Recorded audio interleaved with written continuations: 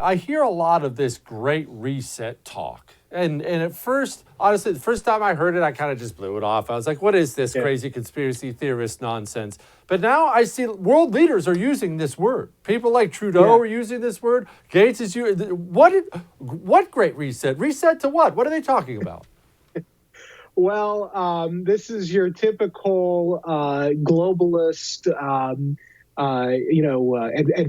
advantage-seeking behavior.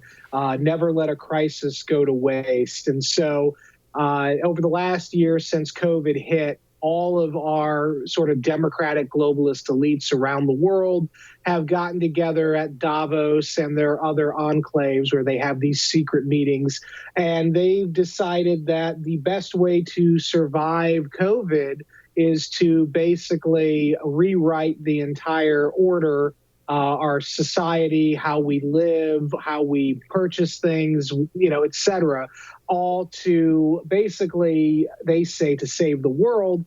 I suspect it's to enhance their own interests at our expense. But of course, they say they're doing it to save the world. I do think it's important to understand there is a consensus, I think, among these people that they want to impose these sweeping changes.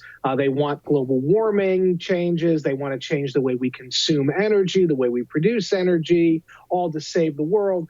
But the question is, do they really have the political power to do that? And I don't know if they do. These are the sorts of things we've heard for the last 50 years. Remember all the conspiracies about Trilateral Commission, the Council on Foreign Relations. So some of it is accurate that, yes, they've met and they want to do these things. But the question is on execution, how much can they get done? And I don't know. The political system, at least in the West, remains heavily divided between the nationalist populist side, and the socialist side, and then the elite sort of neoliberal democratic globalist side. So we'll see what happens and how organized they really are.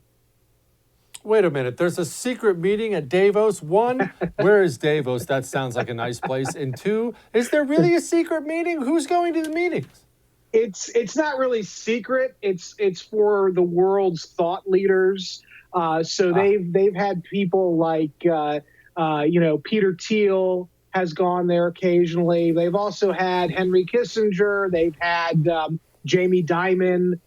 They've had a variety of notables in politics, culture, economics. Robert Reich, I believe, goes out there, and they've even had Marco Rubio out there a couple of times. And so it's sort of this little powwow where they get a few hundred of the people they consider to be the world's movers and shakers, and they talk about the big ideas of tomorrow. And of course, all the big ideas of tomorrow usually are based on big ideas that were first formed in the 1900s with the rise of progressivism. Everything has a progressive tilt to it. And then CNBC usually covers it fawningly. So, I don't know how much of a secret it is. It's in plain sight, but they do meet and they do talk about these things, and they are with very important people. But again, just because they have important people doesn't mean they can get a consensus together large enough to